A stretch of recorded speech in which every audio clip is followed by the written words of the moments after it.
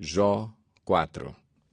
Então respondeu Elifaz de Temã: Se alguém se aventurar a dizer-lhe uma palavra, você ficará impaciente?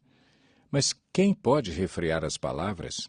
Pense bem, você ensinou a tantos, fortaleceu mãos fracas. Suas palavras davam firmeza aos que tropeçavam. Você fortaleceu joelhos vacilantes. Mas agora que se vê em dificuldade, você desanima. Quando você é atingido, fica prostrado.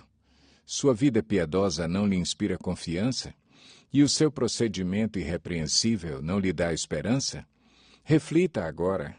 Qual foi o inocente que chegou a perecer? Onde os íntegros sofreram destruição? Pelo que tenho observado, quem cultiva o mal e semeia a maldade, isso também colherá. Pelo sopro de Deus são destruídos, pelo vento de sua ira eles perecem. Os leões podem rugir e rosnar, mas até os dentes dos leões fortes se quebram. O leão morre por falta de presa, e os filhotes da leoa se dispersam.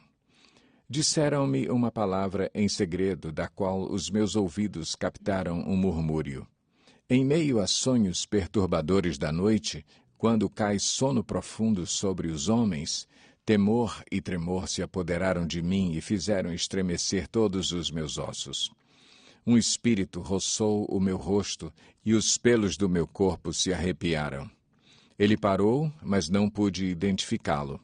Um vulto se pôs diante dos meus olhos e ouvi uma voz suave que dizia: Poderá algum mortal ser mais justo que Deus?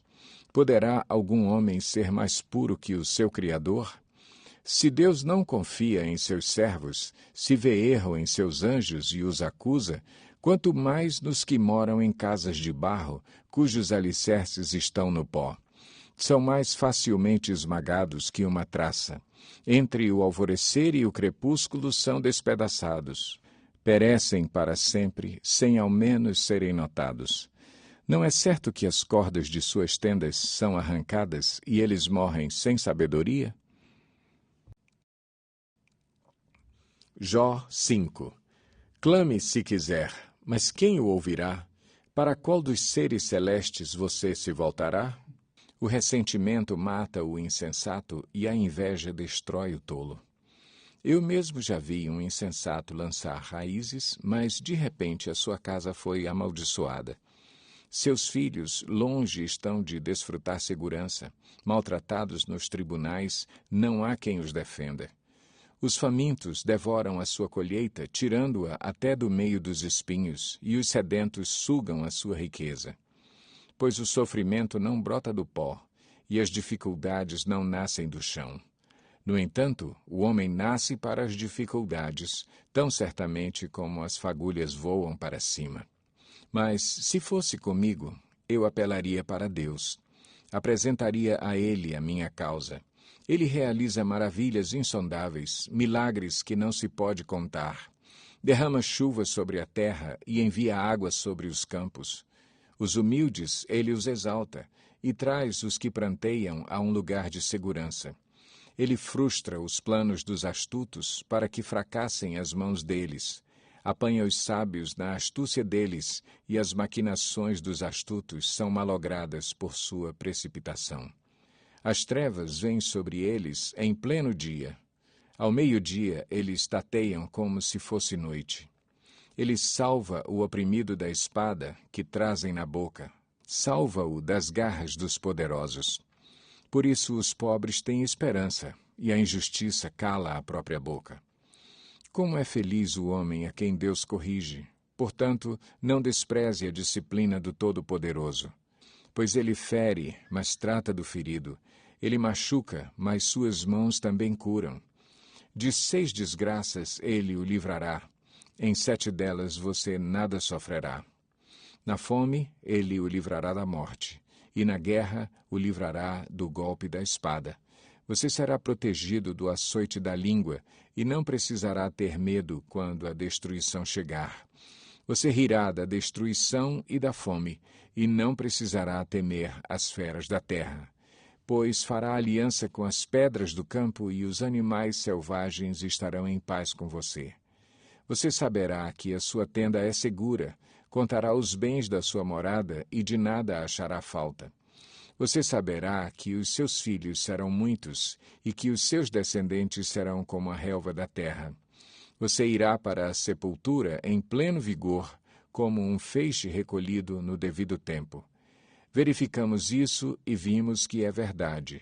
Portanto, ouça e aplique isso à sua vida. Jó 6.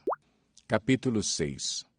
Então Jó respondeu: Se tão somente pudessem pesar a minha aflição e pôr na balança a minha desgraça, veriam que o seu peso é maior que o da areia dos mares. Por isso as minhas palavras são tão impetuosas. As flechas do Todo-Poderoso estão cravadas em mim, e o meu espírito suga delas o veneno. Os terrores de Deus me assediam.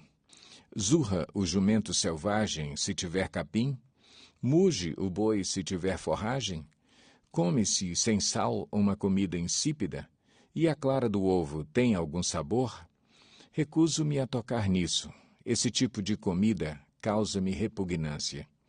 Se tão somente fosse atendido o meu pedido, se Deus me concedesse o meu desejo, se Deus se dispusesse a esmagar-me, a soltar a mão protetora e eliminar-me, pois eu ainda teria o consolo, minha alegria em meio à dor implacável de não ter negado as palavras do santo. Que esperança posso ter se já não tenho forças? Como posso ter paciência se não tenho futuro? Acaso tenho a força da pedra? Acaso a minha carne é de bronze? Haverá poder que me ajude agora que os meus recursos se foram? Um homem desesperado deve receber a compaixão de seus amigos, muito embora ele tenha abandonado o temor do Todo-Poderoso.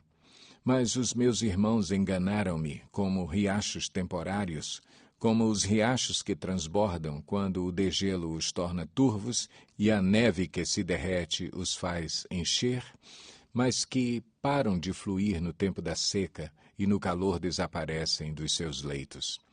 As caravanas se desviam de suas rotas, sobem para lugares desertos e perecem.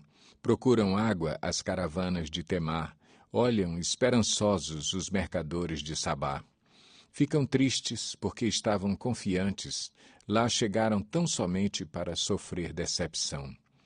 Pois agora vocês de nada me valeram. Contemplam minha temível situação e se enchem de medo. Alguma vez lhes pedi que me dessem alguma coisa? Ou que da sua riqueza pagassem resgate por mim? Ou que me livrassem das mãos do inimigo? Ou que me libertassem das garras de quem me oprime? Ensinem-me e eu me calarei. Mostrem-me onde errei. Como doem as palavras verdadeiras. Mas o que provam os argumentos de vocês? Vocês pretendem corrigir o que digo e tratar como vento as palavras de um homem desesperado? Vocês seriam capazes de pôr em sorteio o órfão e de vender um amigo por uma bagatela. Mas agora tenham a bondade de olhar para mim. Será que eu mentiria na frente de vocês?